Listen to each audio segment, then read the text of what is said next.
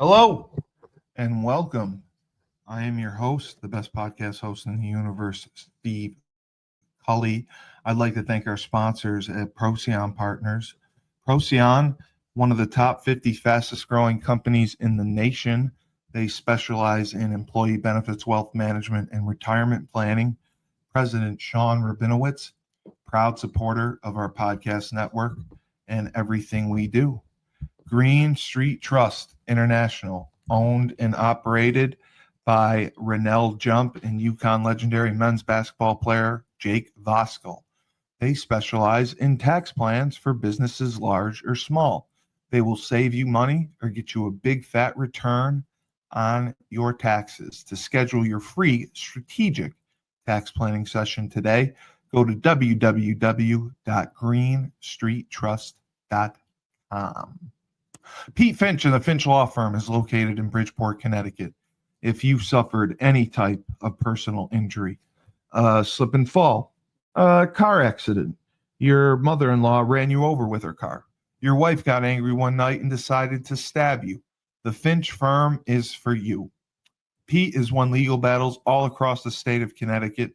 He will go to war to get every dollar you deserve in compensation. You just have to remember, in a pinch, call Finch or go to his website, thefinchfirm.com. Dynamic Human Performance is owned and operated by UConn legendary running back Andre Dixon. He trains boys and girls of all ages, all sports. He has a boot camp program 7 days a week, 6 a.m. You want to get in shape, you go to Andre. He has an athletic development program where he trains boys and girls in the sport of their choice from the ground up, helps them reach their full potential, be the best they can possibly be. Andre has sent boys and girls to college on scholarship for all different types of sports. To work with the best, he has a 5,000 square foot state-of-the-art facility in Hartford, Connecticut. Go to www.dynamichumanperformance.com. All right, and we are here for college football clarity. And I would like to thank everyone for our audience the last time we were out. Over 42,000 people just on YouTube alone, and counting Spotify. We are getting up there, gaining in popularity. So thank you for everyone for watching. And with me, as always, the Rock himself from the Rock Pile, Rocky Corigliano. Rock, great to see you. What's happening today, man? Excited for some football. Yeah, a lot has happened. A lot has happened since we last talked. And the first thing, I was very interested with Michigan. Their coach got hired. Sharon Moore was fired, and they went with Kyle Whittingham. And then we saw the coach at Ohio University get fired for a similar infraction, I would say. Do you think college football has to take a little bit of a handle on this when they're putting people in place in the administration and the athletic departments to prevent this from happening? Do you think they should monitor their phone or have some form of regulation on their emails? Because Moore was, he was texting, messaging Instagram people, and really had no fear, which I was shocked at. Especially with the scandals that gone on in Michigan. Yeah, I think what's even worse is I think the notion that he was text messaging during the game against Ohio State at halftime. I think this is a really bad look, not just for Michigan. I think it's a bad look for Jim Harbaugh, even though Harbaugh's in the NFL. This was a handoff. This was a Jim Harbaugh decision to give the job to Sharon Moore. They never did a nationwide search for this job. It was just handed to Moore. Now, I thought they did a pretty good job this year, winning 9 games with the youngest team in the country. But, I mean, Steve, let's be real. What Sharon Moore did, he's just one of the ones that got caught. I think it happens all over, not just college football. I think it happens all over the world in sports, and he was just a guy that got caught, and it's too bad for his career because here he is, a young guy, at Michigan, which is a top 5 job in college football, was making good money, and now, now this people are saying, "You think he'll ever coach again?" He'll get another shot, maybe as an assistant coach, but I don't think he'll get a head job anytime soon. We'll see how the legal thing plays out, but he's just another guy that got caught. The guy at Ohio did the same thing in a different way. We didn't hear much about it because it wasn't as big as the Michigan job and all that. So it's unfortunate. But if I was Michigan, and I think I said this to you on one of our prior shows, I would have fired Ward Manuel, the athletic director, and I would have gutted this program from the top down, and I would have started over. Yeah, I was surprised that Manuel survived this, and I know Ward because he was at UConn, and he was very good with the alumni. I didn't think he was going to survive this, and I was very shocked that he was part of the hiring process. I do think they hired a good coach in Whittingham. He's going to come in there and do well. I know Poggi wanted that job badly, and I think he interviewed for it, but he is not going to get it. I agree with you. I think they are too good of a program to go through something like this, and they need to clean house, and they need to start fresh because this has gone on for a couple of years. I don't think the Connor Stallions thing was nearly as big as people made it out to be.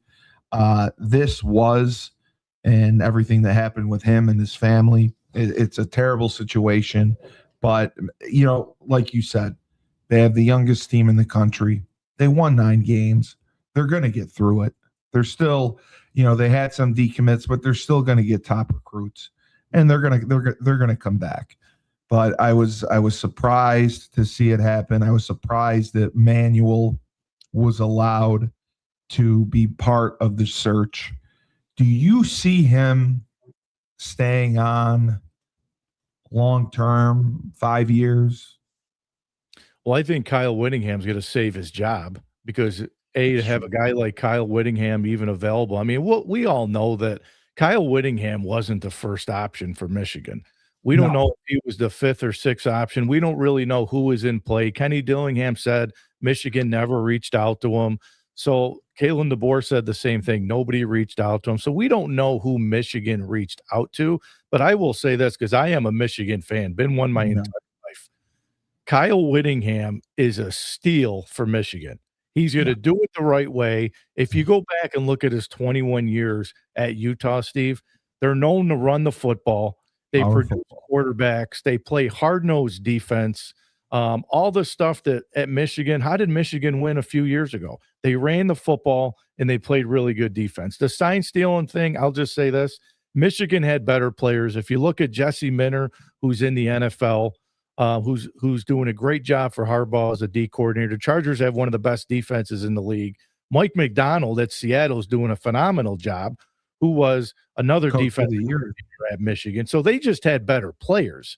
So people can say what they want about all that stuff. I just think they were better. But I think what Kyle Whittingham has done, and I think the best part about him, he's bringing Jason Beck, the offensive coordinator from BYU, who was at New Mexico, who was also, if people remember, the Syracuse fans, he was the quarterback coach and offensive coordinator back at Syracuse, 3-4 years ago. So I think him coming over with Whittingham's going to be good. I know a lot of people were big Biff Poggi fans. I was too. He kind of rubbed me a little bit the wrong way during this process. And Steve, you know as well as I do, he wanted the job more than anybody. He did. Yeah, and the players, I think, supported him. And I think now we're going to see, who hits the portal from Michigan. Michigan is still Michigan. And as Urban Meyer said, Whittingham was an Urban Meyer disciple, coached them at Bowling Green, coached them at Utah. Urban Meyer said this guy is one of the best coaches in college football, and Michigan got it right. So I'm excited. I think it's a great hire. I think it's a great hire too.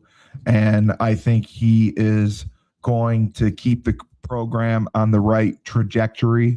And, they're playing in the Big Ten. You need to run the football. You need to play tough defense in the Big Ten, and that is what he brings to the table. That is what he did at Utah year in and year out. And I was happy to see that they got this one because it's a big name, and it was a tough situation because the coaching cycle has kind of passed. And to bring him on, I didn't believe Kalen DeBeer would have been the best choice. I like Whittingham. I think Whittingham will be good. I think he's going to get the job done. So I was happy to see that. And I don't know what happened, at Utah when he said he was stepping down. I don't know if he was getting some pressure internally for people to move on because he was getting up there in age. I think he's 65 years old, but he's a young 65. He's in great shape. Yeah. So I don't know what happened at Utah with him after 21 years. Maybe it ran its course and maybe he was starting to rub some people the wrong way. But how about him, though? He steps down, and then 2 weeks later, he gets a 5-year deal. He's going to make $8.2 million a year at Michigan. So he got a better job. And don't be surprised if Utah jumps into the Big Ten here over the next couple of years. Great job you did, though, there. I know. I was happy to see that. So we were looking back at the playoff games, and I guess minor surprise was Miami being victorious after getting lambasted for being in the playoffs at all over Notre Dame. And as expected, Tulane, James Madison, completely outmatched. The Oregon James Madison game, I think, kind of showed the difference between, the group of five and, the power conferences. They did their best to hang with them. They played better in the second half, but they just don't have the depth or the talent to compete with a team like Oregon. And that is where I understand the process with the top 5 conference champions, ranked conference champions getting in. But for the playoffs overall, I think they're making the right move, trying to get the best teams in, regardless of conference winners, regardless of the ranking. The top 12 need to be in. Yeah, I would agree. When I was watching those games, the one thing I said, and if you remember, I did pick Miami to win that opening game. And when we go through picks here, I'm going to probably surprise you because I think Miami's got a really good shot to beat Ohio State. Is not many people were talking about Oregon giving up 35 points. Everybody talked about they scored a lot of points, and Oregon's really good. I mean, they're quick, they're physical on the O-line, D-line. I would have loved to see Notre Dame get in over James Madison and Tulane. We saw Tulane Ole Miss the first time, and Ole Miss blew them out, so you knew it was going to happen again. But no discredit into both those teams. Tulane and JMU had a great seasons, and both coaches, right? John Summerall's going to Florida. Bob Chesney is going to UCLA, so they'll move on. But I would have loved to see Notre Dame because I think Notre Dame could have made a really good run just because they like to run the football. They're physical. They play really good defense. But again, going back to the Oregon piece, Steve, I don't think anybody said, well, they gave up 35 to JMU. And I know it was a blowout. They probably had some reserves in and backups, but still giving up 35. And listen, credit Chesney because I've said it all along. I would have loved Chesney for some of these other Big Ten jobs. I hate to see him go out west. I think he's a good football coach as teams play hard. And they battled, but it's not like basketball, right? The NCAA tournament, when we have the 16 seed beat a 1 seed, college football, and you played it at the high level. It's just different. They're not as big. They're not as quick. They don't have the athletes. They don't have the speed. It's not like basketball. And I think some people like to see the David and the Goliath in all sports, but football's different.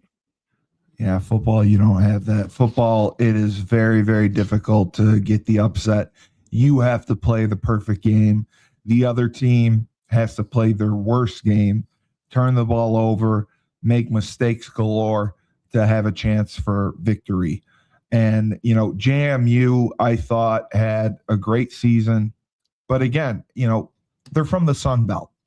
You're taking the Sun Belt champion and you're putting them against a Big Ten team, a top Big Ten team. That's just not going to work out.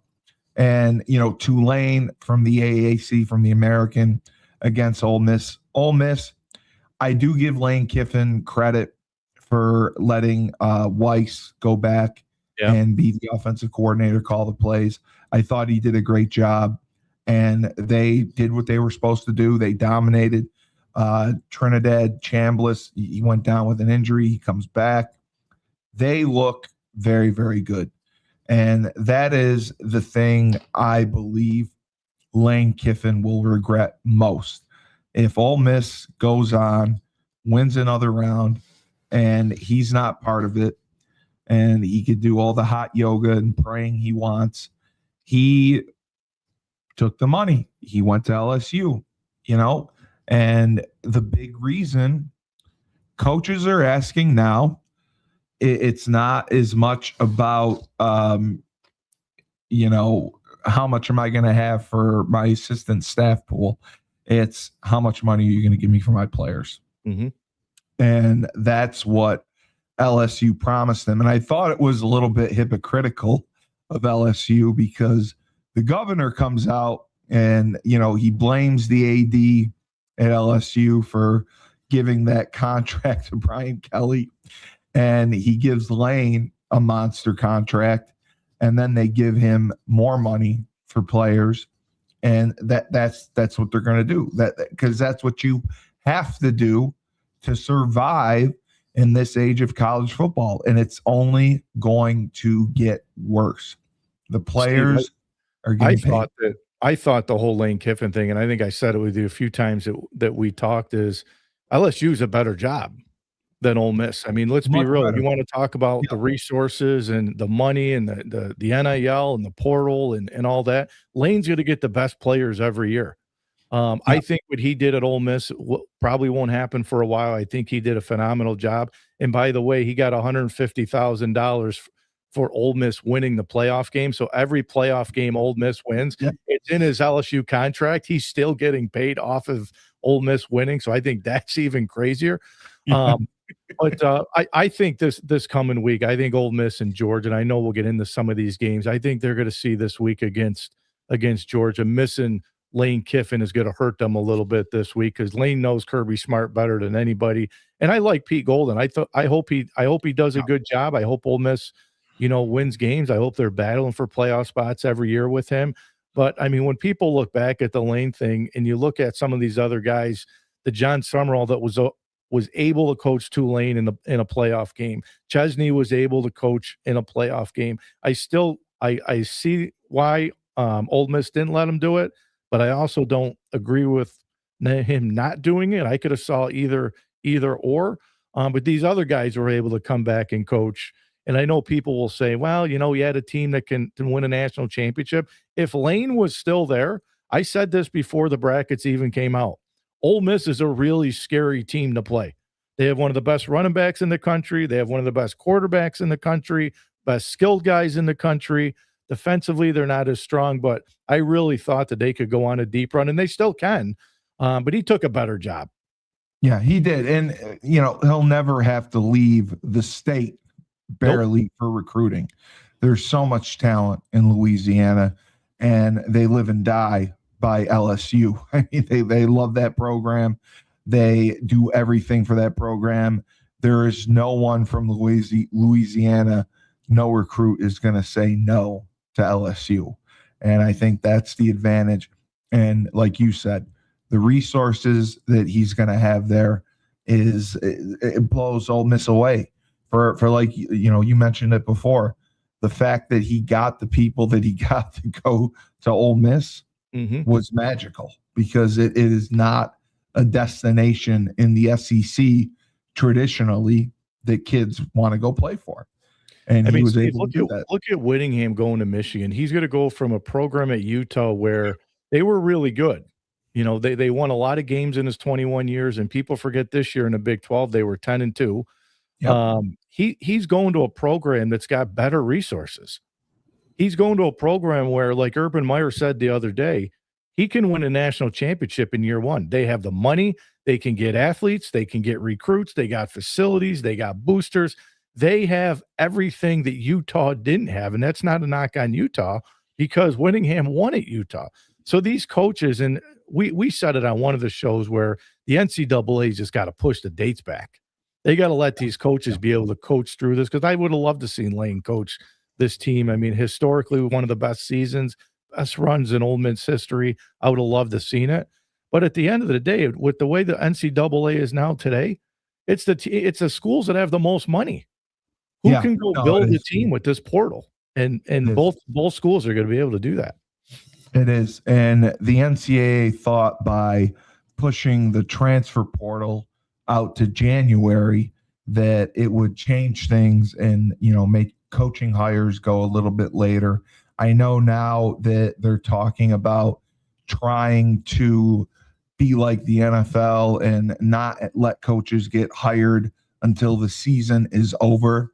Mm-hmm. I don't think that will ever come close to passing. I don't think so. Just because of the schedule, because of recruiting, because you can't have kids signing in early December and not knowing who their coach is. There's an interim coach. So that's going to be a mess. The other thing I wanted to ask you about, Heisman Trophy ceremony. I got to watch that. What were your thoughts on the winner who happened to come from Indiana? Mm-hmm. Yeah, you know what? I was really torn by it because I could have saw any of the three guys winning. I could have saw Diego Pavia winning it too. Yeah. I thought he was, of the quarterbacks, you want to bring in the stats, rush for 1,000, throw for 2,000, take him off Vanderbilt. They're nowhere near as good as they are today. But when you listen to Fernando Mendoza speak and you listen to what a class act the kid is, and you listen to the journey that he had, coming from Cal, he wasn't even a high touted recruit, to go to a program like Indiana. And you and I said this, the day that we see a college coach like Cignetti pass up a job at Penn State or LSU, Michigan, and all these jobs, and now you got Indiana as the number one seed in the college football playoff. You have a Heisman Trophy quarterback. I mean, that's the world we live in today, of college football. But I thought they got it right. I knew he was going to win it after the game after Penn State and then beating Ohio State. If the role was reversed and Ohio State beat Indiana, Julian Sayin played really well against Indiana. Their stats were pretty close. He had the pick late in that game, but I thought they got it right. But I wouldn't have been surprised if Pavia won it. But he was a distant second compared to Mendoza. I was surprised when I saw how short Pavia was. And there also was something I heard that he possibly may be trying to get another year of eligibility at Vanderbilt, which I thought was completely shocking because he went to junior college and transferred. Because they're not counting junior college years, he technically, I guess with the rules, could play another year. He would have to get a waiver to do it and apply for it. Do you think that he should come back and try to play another year at Vanderbilt, or do you think he needs to move on? I don't want to see it. I mean, as great as a player he was, I mean, he's been there. He's been in college for 7 years or something crazy like that. You know what, Steve? The one thing that rubbed me the wrong way is I could not believe the Rodriguez kid from Texas Tech, the linebacker, did not make it to New York City as one of the favorites. The season that kid had at Texas Tech, playing on one of the best defenses, if not the best defense in the country, I was really surprised that he didn't get an invite. And the other thing is the Mendoza or the Pavia comments he made, at the end, he said about the Mendoza winning, and he kind of reminded me of Johnny Football and Johnny Manziel, the partier, love the bright lights. They both played very similar styles, and I think they're friends and whatnot. And I know he apologized later, but you can't say those types of things. You got to win with class, you lose with class. But yeah, he's a little guy, man. He's not big. No, and I do think that hurt him. And I read an article where it said exactly that. It reminded them of Johnny Manziel, and that is not a comparison you necessarily want going forward, I would say. Miami, Texas A&M, that game surprised me tremendously. It was a defensive battle. I expected Texas A&M and Marcel Reed to score more points. I know he was not in at the end of the game when the sack happened. They were going down to score to tie the game. But I mean, were you expecting a defensive battle, or did you think it was going to be more of an offensive output, high scoring affair with both teams? No, I figured it'd be defense because both those two teams in the trenches on the both O-line and D-line, they're as good as anybody in the country. So I'm not surprised at all. I think Miami's going to match up well with Ohio State. What I was a little surprised at is Carson Beck from his time at Georgia's played in a lot of big games. He was only like 12 of 20. I think he only had a few passes over 10 yards, downfield. So he really struggled to push the ball downfield against A&M.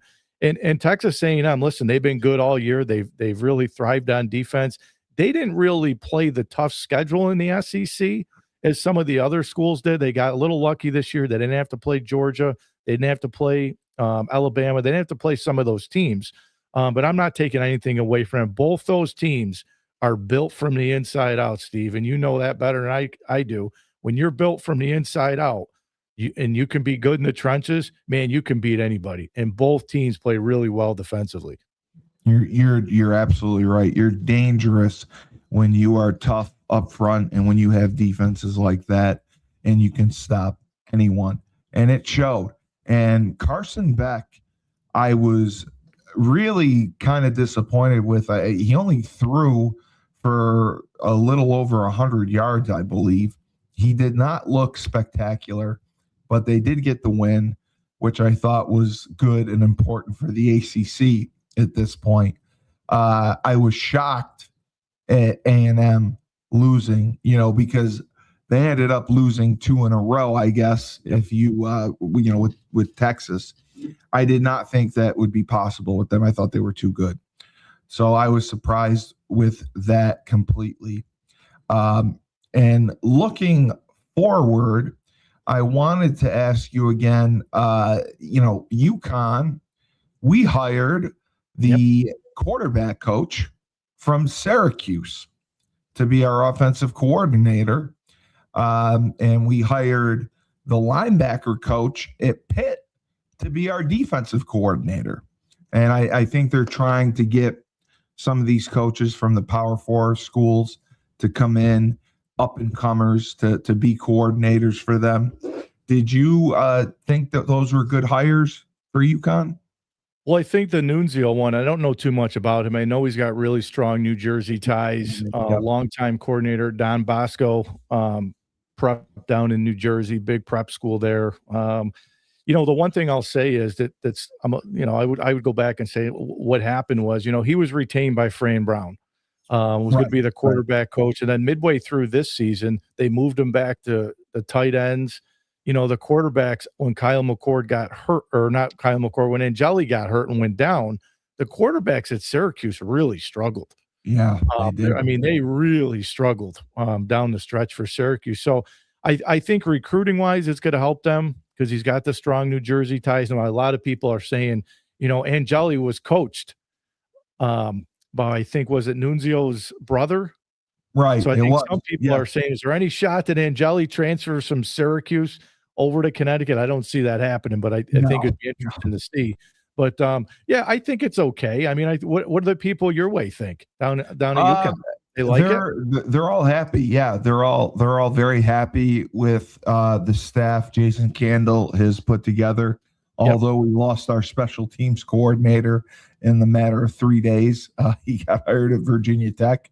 But other than that, he's put together a great staff.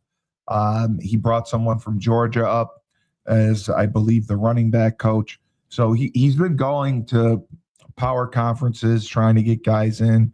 And I think he brought 1 or 2 guys for Toledo, but his staff is finalized. I think it's a good staff. He got his general manager. The first one he got, again, he had him for 3 days, left for Michigan State. Now they brought in somebody from Sacramento State. So he's a younger guy. He's a football junkie. We'll see what they do. I don't know how much power the GM has, but we are going to see. The question I wanted to ask, I watched the Penn State Clemson game, and Penn State looked very, very good. Clemson looked like they fell off a cliff. And that has kind of been the theme for them all season long. I was very surprised. They finished 7-5. They struggled after being a favorite, and they had Cade Klubnik at quarterback, who was a Heisman candidate coming into the season. Yep. He didn't have the best of years, but they just did not look like they wanted to play this game. What were your thoughts? Because, Penn State, Big Ten team, they came in ready to play. And again, they're another team that had a depleted roster from, guys leaving, guys transferring, and the guys that they went in with played hard. It was important to them, and they pulled out a win against Clemson.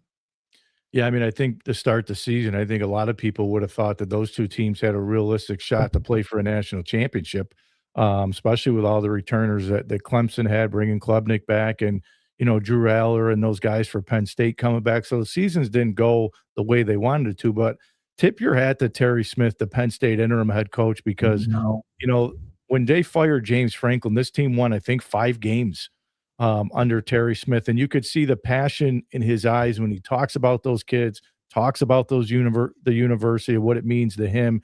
And when you watch that bowl game, it's the complete opposite, because you look at Clemson and they didn't look like they wanted to be in the game. And I love Dabo Swinney. I won't take anything away from the run that he's had at Clemson. He hasn't done much in the transfer portal. These were his guys that have been with him for 3 to 4 years. Some of them look like they didn't develop. He's going to get knocked. And I think going in the next season, he's going to have a lot of heat on him. I think he's going to have to win. I think that, if he has another year like this year, I think there'll be a mutual agreement. They'll part ways with him. But when you watch that Penn State game, man, I'll tell you, it's hard not to like Terry Smith, and I'm glad that Matt Campbell's retaining him. I'm sure the university probably said, listen, you got to keep him on staff. He's going to be one of the highest paid assistant head coaches in college football. But again, when you watch Penn State, no Nate Singleton, no Katron Allen, 2 of the best backs in college football, and they still found a way to dominate a Clemson team that, had a lot of guys out, but so did Penn State. So a tale of 2 tapes of one team that looked like they wanted to be there. The other one looked like they weren't motivated at all. And Steve, I'm with you. I don't know what happened to Klubnik this year. A lot of people had him as the first quarterback taken. Right now, he's going to be a late, maybe second rounder, third round. I mean, he fell in this draft. Fell off the cliff. Yeah, I thought so. What did you think of Clemson firing offensive coordinator Garrett Riley? I mean, I was somewhat surprised by that because he had been there a little while. He was hired in 2023. He had 2 years remaining on his contract. He had a good year from Klubnik last year. And then, obviously Klubnik regressed this year. And I thought the other thing, Clemson really struggled to run the ball consistently. And that was a huge factor in them being able to get the passing game going. But what were your thoughts on Garrett Riley getting fired? Well, somebody had to take the fall. First, I thought the offensive line stunk all year. Klubnik, he took a beating this year. I think he was one of the most sacked quarterbacks, in college football. So like we were just talking about, the games in the trenches, you can put, Tom Brady back there, you can put anybody back there. But if you're running for your life or you're getting sacked and you're under pressure, it changes a lot of things. And then you can't run the football. and you're relying on, throwing the ball 30, 40 times a game. I thought Riley did a really good job the last couple years, with the Clemson offense. I think somebody had to take the fall. Daboll's not going to take the fall. I thought they should have got rid of their offensive line coach. Maybe they will at some point. But I think Garrett Riley will fall back on his feet somewhere. I mean, he's a Riley, right? He's Lincoln Riley's brother. They're known for offense. They're known for developing, quarterbacks, but they really struggled up front. Speaking of Lincoln Riley, what were your thoughts on Notre Dame and USC canceling the series, at least for 2026, because they could not come to an agreement? And it had more to do with travel, I believe, and the time frame than anything, because they typically play later in the year. USC wanted to play earlier in the year, and it was their turn to play at home. They wanted to kind of play at a neutral site. Notre Dame said, no, thank you. and they quickly moved on to BYU. And I just think it's Notre Dame again, thinking they own college football. I always say Notre Dame thinks they invented football, and it's sour grapes on their part. Yeah, I mean, I thought I saw something too where Texas and Ohio State canceled a series. I thought I saw Ohio State, Alabama canceled a series. And, I'll go back to what I said on one of our prior shows, that if Texas doesn't play Ohio State this year and they're a two-loss team, Texas is in the playoff. So they got penalized by losing to Ohio State at the beginning of the year and having 3 losses. So I think the Notre Dame piece with USC, I mean, listen, the Big Ten's going to play 9 conference games next year. So those teams are going to be like the SEC, Steve. They're going to beat each other up.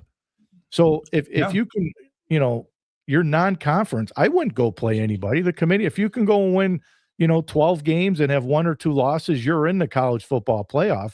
I just looked at Notre Dame's schedule the other night for next year. The schedule's a joke. Yeah. So they're going to have another season where if I'm Marcus Freeman, and I just saw that news, he says he's staying, the Giants are looking at, I would stay too, because the schedule's cake. I mean, he's going to win 10, 12 games a year. They got to get into conference. They have to get into, whether it's the ACC, the Big Ten, they have got to get into a conference. But like you said, Notre Dame's always thought they were different, in college football. But, man, that schedule next year, he's going to win 10, 11 games without blinking. That is exactly what the Big 12 commissioner said. Notre Dame, you don't like it, get into a conference. Yeah. Because, they have the agreement with the ACC. They play 5 ACC schools a year. The ACC has now gone to a 9-team conference schedule, which is challenging because they don't have enough teams for that. So, and because of future scheduling, they are going to be splitting it up, where half the league is going to play 8 conference games. The other half is going to play 9.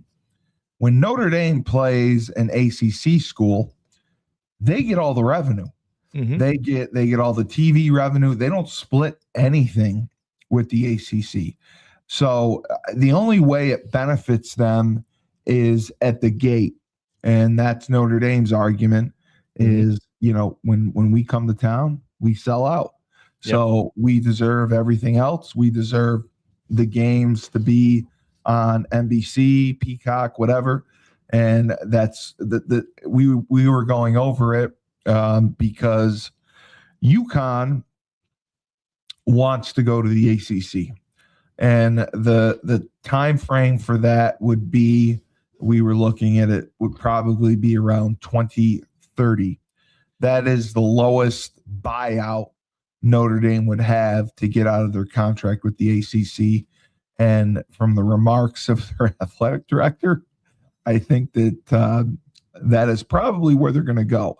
And we're talking $75 million. Mm-hmm. They get close to $90 million just from television revenue alone.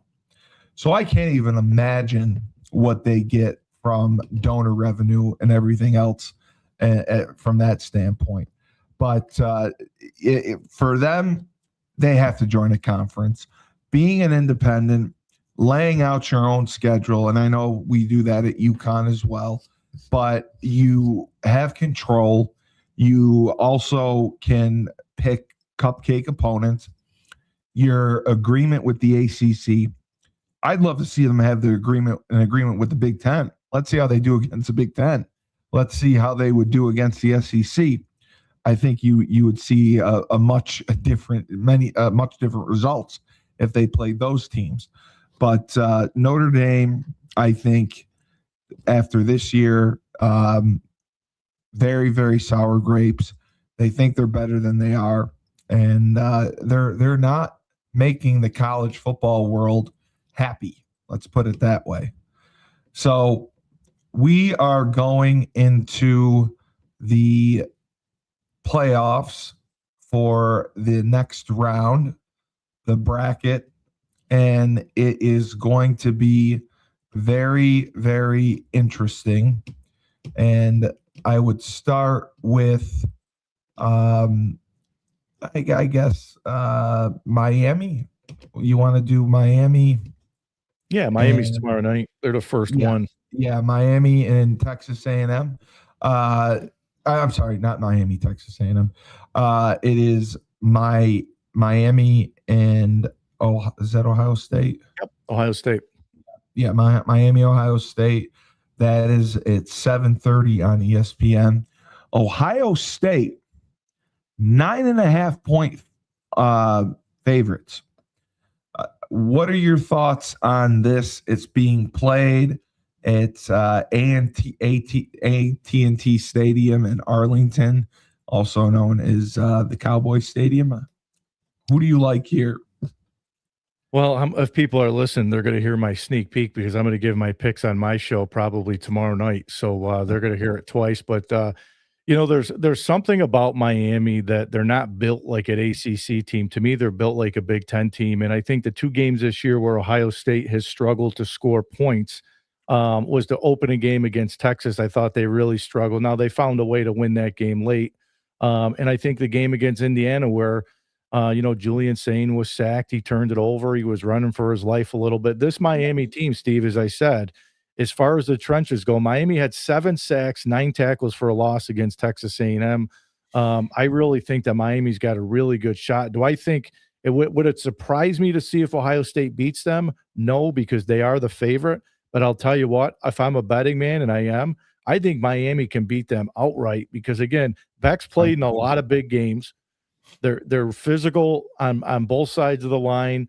I think Miami, if Beck has a really good game, they can keep him upright. Ohio State hasn't seen these ends like Miami's had all season long. Yeah, and I think we're going to give Ohio State a game. Now, Ohio State, they are the nation's top defense. They're only giving up about 8 points a game, and I think they've only given up 16 points, and that was to Indiana. That's been the most anybody's scored. Now, Miami's got to try to contain Jeremiah Smith and Cardell Tate, those two wide receivers on the outside for Ohio State. And I think at the end of the day, whoever wins the turnover battle, I think wins this game. So this is going to be the game where I'm going to pick the underdog, Steve. I think Miami beats Ohio State 16-10. I got a low scoring. I think Carson Beck finds a way. And I think my wife hates me tomorrow night because I'm going to be pulling for Miami because she's a Buckeye fan. And all the Buckeye homers are going to say, well, he's a Michigan guy. He's not going to pick Ohio State. I think it's a bad matchup for the Buckeyes. I think it's a really bad matchup for the Buckeyes, and I agree with you 100%. I don't know how Vegas has Ohio State as a 9.5 point favorite. I think Miami, like you said, with the edge rushers, with the skill position players, especially at receiver, the running back, Beck, he's played in all the big games. Miami, I believe, is going to win this one. I believe they're going to win it outright. And moving to New Year's Day, the big matchup, Oregon, Texas Tech. Oregon, 2.5 point favorite. It is being played in Miami. Who do you like here? I think this is going to be the best game. I was really, my dad's always been defense wins championships. But I really like Oregon. I think this Oregon team's got a really good shot to win the national championship. I think they got a really good shot to make a run. Offensively, they're really good. They're top 10 in the nation in total offense. The defense is top 10. They only give up about 250 yards a game. Texas Tech's going to run. They're going to challenge Oregon because Texas Tech, Steve, runs a lot of unbalanced, a lot of different sets that I think will give Oregon some fits. But I don't think Texas Tech has seen the speed, and they haven't seen a Dante Moore, the quarterback for Oregon, who's been real good all season for them. I don't think they've seen a team like Oregon that they can run the football. They're physical up front. Those two linebackers, Bailey and Rodriguez for Texas Tech, are going to have their hands full. But at the end of the day, it would not surprise me if Texas Tech finds a way defensively to create turnovers and wins this game. But at the end of the day, I got it 24-16. I love Dan Lanning, and I love the Ducks moving on. Yeah, and I agree with you here as well. I just think Oregon has too much firepower. Texas Tech they did great in the Big 12. Oregon, with what they did in the Big 10 and what they did in the playoffs against even James Madison, they have shown they're going to make a run. And I believe they are going to win this game. And we've seen, the teams that have had byes have not had success as of late. Yep. So I agree with you there. I think Oregon wins. I think they cover the spread, and I think they're going to move on. Indiana, Alabama. Alabama was a bit of a surprise getting into the playoffs, and then they were a surprise winning the first round. Indiana is a 7-point favorite, and this is obviously the Rose Bowl. So who do you like here? Well, I like Indiana, but I like Indiana because, to me, Alabama hasn't been able to run the football at all season. I think they had 28 yards rushing against Oklahoma. They only averaged about 3 yards a carry. And one of the things, they're going to throw the ball a lot. And Indiana is one of the best secondaries in the country. They've only given up 7 passing touchdowns, all year. So you're going to have to be able to run the football a little bit. You're not going to be able to drop back Ty Simpson and just try to think you're going to pick this Indiana defense apart. Now, when I look at Indiana this year, I do look at, they beat an Illinois team early in the year when Illinois was top 10. They hung 60 on them. They still have, to me, the best win in college football, which was on the road at Oregon midway through the year. And they had the big win. I know it's a lopsided, but they beat Penn State on that Heisman moment drive by Mendoza when the kid made a huge catch in the back of the end zone. So if Alabama can find a way to run the ball, Steve, Alabama has the talent to stay close. But at the end of the day, I like Indiana giving up the 7 points. I had this one, 35-19. And I'd be surprised if Bama doesn't score even that much against this Indiana defense. Yeah, I think the Indiana defense is going to have Ty Simpson running for his life. I think that this is Indiana's year, Kurt Cignetti's year, all the way. He's got the Heisman Trophy winner, and they want it. They deserve it. They played hard. They played a tough Big Ten schedule. They came out of it unscathed. I believe they are going to take it to Alabama, and I think they're going to throttle. I really do. I think they're going to beat them down and send a message to the rest of the college playoff world and the rest of the country that they are for real. They have been bottom dwellers of the Big Ten for so many years. This is their year. So I do believe they are going to win as well. And finally, rematch or Ole Miss in Georgia. Ole Miss in Georgia, SEC. Georgia, 6.5-point favorite over Ole Miss. What do you like here? I love Georgia. They're on a 9. When they got beat to Alabama, I think it was back in September. They've won 9 straight in this one. I think Gunnar Stockton's played remarkably better as the seasons went on. I think Kirby Smart's defense has gotten better as the season has went on. But, when Lane Kiffin was there, if you remember the first time these two teams played, I think it was like 43-35. Ole Miss scored on like the first 6 possessions. Like Ole Miss was dominating this football game until late. Now the big question is going to be, is Kejuan Lacey healthy? He got banged up against Tulane. He didn't play the whole second half. That they said a left shoulder injury, so I'm not sure if he'll go, but he'll find a way to go. Trinidad Chambliss had a really good season. He played really well the last time against Georgia. But I think, again, this is going to be the game where they're going to miss Lane Kiffin in this game. I know he sent Charlie Weiss Jr. back to call the plays. He sent a lot of the offensive staff back to call plays, which I think is great that Lane did that. But I think this is the game that catches up to him a little bit. I got Georgia 38-24 over Ole Miss. Yeah, and I have to agree with you again. I just think Georgia is too good of a team. Ole Miss, they got the win that they were supposed to get. This is where somewhat of the Cinderella story ends, with Lane Kiffin leaving and Golding taking over. Georgia's going to win. Georgia's going to move on, and it's going to be a very interesting way to go from there. But I agree with all of your picks.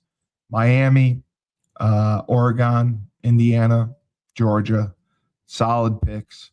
I think that very, very accurate, unless something goes wrong, like you said, turnovers, or a team plays very, very poorly.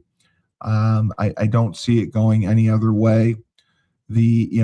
Texas Tech probably would have the best chance of beating Oregon. Ohio State would have the better chance of beating Miami. Yep. Otherwise, I think Indiana and Georgia are going to cruise. Steve, I think we need a FanDuel parlay pick. Can FanDuel sponsor us? And they say, here's the 5 picks parlay. Here it is at plus whatever 100. I'll contact them to see if we can get them as a sponsor. We'll get FanDuel as a sponsor.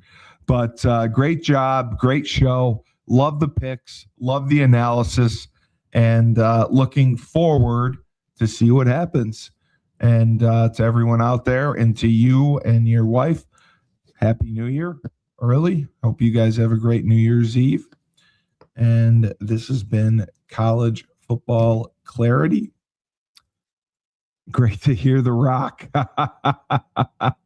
So you got a commenter that likes you. Great to hear The Rock on College Football Talk. Loves it. Tags and pinstripes. You got fans. So for College Football Clarity, I am Steve Cully with The Rock himself, Rocky Corigliano, Rock Pile. Don't forget to catch his podcast and his picks, which are tomorrow. Is it, or Friday? Well, I'll release them tomorrow. Okay. Yeah. That's right, because New Year's Day. Remember, when life gives you lemons, don't make lemonade. Take 2 oranges, throw them right back at life. Down south, we have Julius Williams and the Trench Mob. Julius trains offensive and defensive linemen. They compete in 5v5 tournaments across the country and also go to college showcase camps. Proud to say they were undefeated at every tournament they attended. Every college showcase camp, a member of the Trench Mob was offered a college scholarship. He's in Decatur, Georgia. If you want to work with the best, work with the Trench Mob, www.battleofthetrenches.com. We have Ned Von Young, Freshfold Laundry Company, Chapel Hill, North Carolina. High-end laundry service. They have you book online. You put your laundry out in a clear plastic bag. They pick it up, wash, dry, fold it for you at Land Speed Records. And they also have an online subscription model, weekly or bi-weekly. They offer now a pickup and delivery service, so you can have your laundry done without leaving the comfort of your own home. Again, washed, dried, and folded for you and return to you within 48 hours. They also have an expedited service. They have deals for college students in the area as well. Check out their website, myfreshfold-laundry.com. We also have James Whitfield of Luther James Insurance. For the last 3 years, James has dedicated himself to the art of financial planning. He specializes in insurance policies, mainly life insurance. He will make you a boatload of money, and he will do so tax-free. He understands the stress that comes with retirement planning. How much do I need? For how long? Do we have enough? Because fear of the unknown is real. To connect with James, you can go to his website, www.lutherjamesinsurance.com. Finally, we have Rob Hill of R. Hill Enterprises, Inc. Rob is an accomplished author. He is a speaker, and he also is an insurance mastermind, along with being a minister. Rob will put you in the right insurance plan for you. He understands the constraints and the rules that go with insurance, but he makes sure that you ask the right questions so you get the right answers. His main objective is to pull people's heads out of the sand, because that is what we're dealing with currently. To connect with Rob, you can message him on Instagram, LinkedIn, Facebook, or go to his website, rhillenterprisesinc.com. Again, he also does speaking engagements. He is a phenomenal insurance agent out of Chicago, Illinois, and you should contact him for any advice, even if you don't want to work with him.